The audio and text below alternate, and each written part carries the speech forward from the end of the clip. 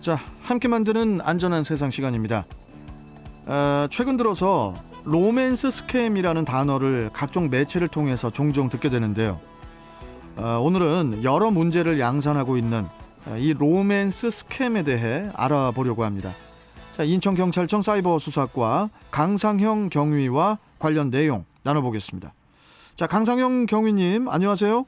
네, 안녕하세요. 예, 자 경위님, 이 로맨스 스캠이라는 게 이게 구체적으로 어떤 것을 말하는 건가요? 앞에 로맨스가 붙네요.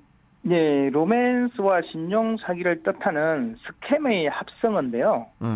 소셜 네트워크 서비스 즉 SNS 등을 통해 이성에게 접근한 후 친한 친구나 연인을 행세하며 환심을 산 뒤 돈을 갈취하는 신종 사기 범죄입니다. 이전까지는 미국, 영국, 호주 등 영미권 국가들에서 많이 발생했으나 요즘은 전 세계로 활동 영역을 넓혀 국내에서도 피해가 발생하고 있는 실정입니다.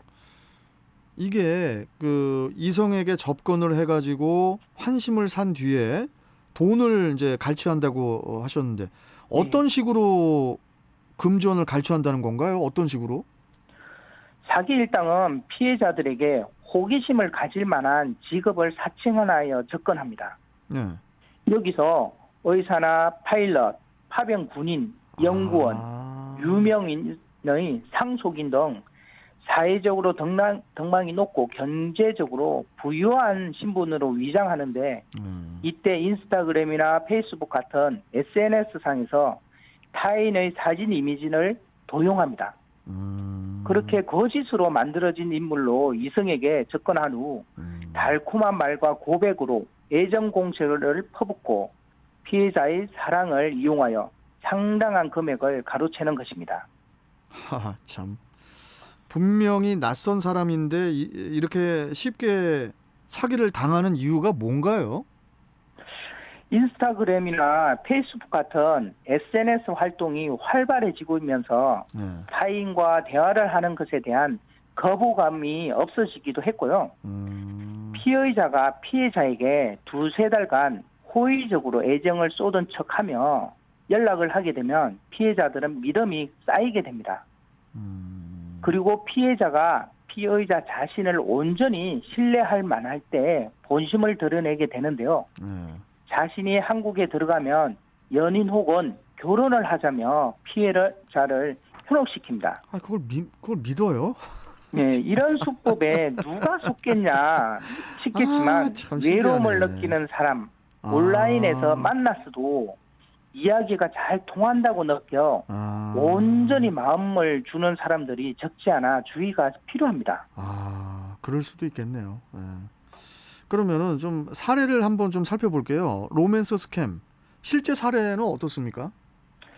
미국의 큰 대기업에 다닌다며 직원 행세를 하던 K 씨는 피해자에게 상당한 호감을 보인 후 맥북이나 아이폰 등 총 9천만 원 상당의 선물을 택배를 보낸 것처럼 전송했습니다. 그리고 난 후 택배를 받으려면 관세 130만 원을 보내야 한다며 택배가 공항에서 위험한 물건으로 감지돼 경찰과 협상비 300만 원이 필요하다고 속이면서 430만 원을 요구했습니다. 그래요. 이를 믿은 피해자가 대출을 받아서 돈을 보내주었는데 이후 연락이 되지 않아 사기당한 것을 뒤늦게 알게 되었습니다. 참 대단합니다. 이 로맨스 스캠의 그 대표적인 수법 같은 게 있을까요, 그러면? 예, 사기 일당의 대표적인 수법으로는 자신은 해외 파병 중인 군인이고 갑작스러운 부상으로 수술에 들어가야 하는데 보증료 혹은 수술비가 필요하다며 돈을 요구하는 경우, 만난 적은 없지만 연인 사이가 된 둘의 결혼 자금, 생활비를 현금으로 들고 들어가는데 통관료를 지급해달라는 경우, 퇴직금을 한국으로 보낼 예정인데 통관비, 보관비 등을 지불해주면 한국에서 수수료를 지급하겠다는 등 다양한 방식으로 돈을 갈취하고 있습니다.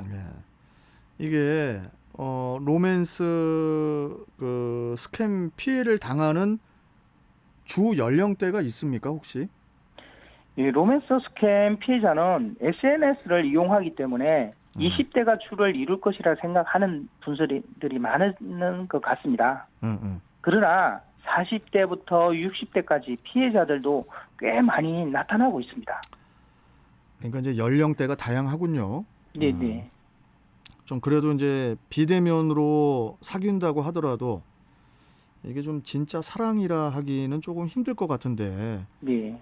그렇지만은 그 실제 피해를 입은 상황에서는 피해자가 아니고 피의자, 네. 피해를 가하는 피의자가 말하는 모든 사실이 진짜라고 믿게 되는 거잖아요. 그러니까. 그렇죠. 예.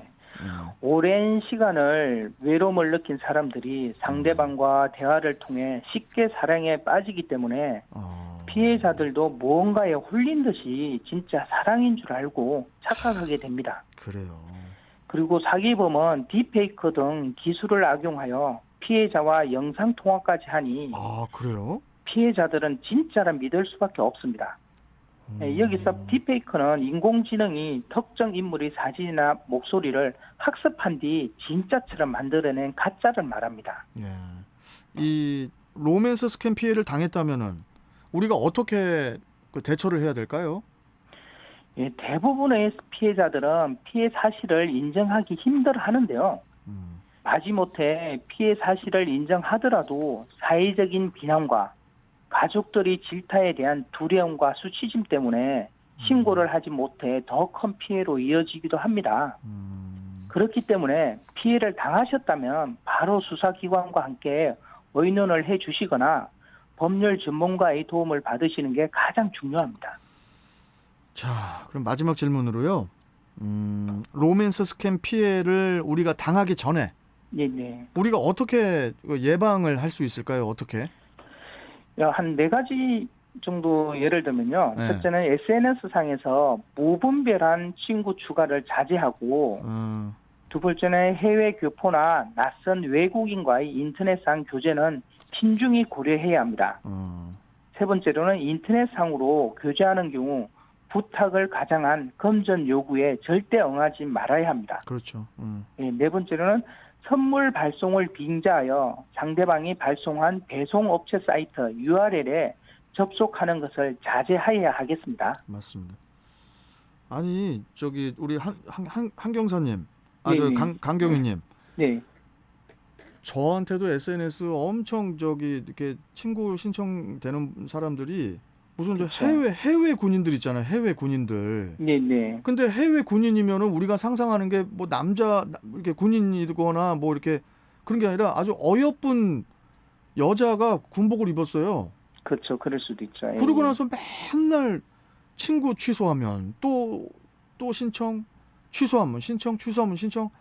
아주 그냥 아주 너무 짜증나게 계속 그런 네네. 경우가 많은데 그게 바로 여기서 이제 제가 이제 피해를 당할 수도 있는 거 아니에요. 그렇게 되면. 그렇죠. 이렇게 해가지고 속을 수도 있는 거죠. 사기를 당할 수가 있습니다. 이런 것들 좀 조심을 해주셔야 됩니다. 그렇네요.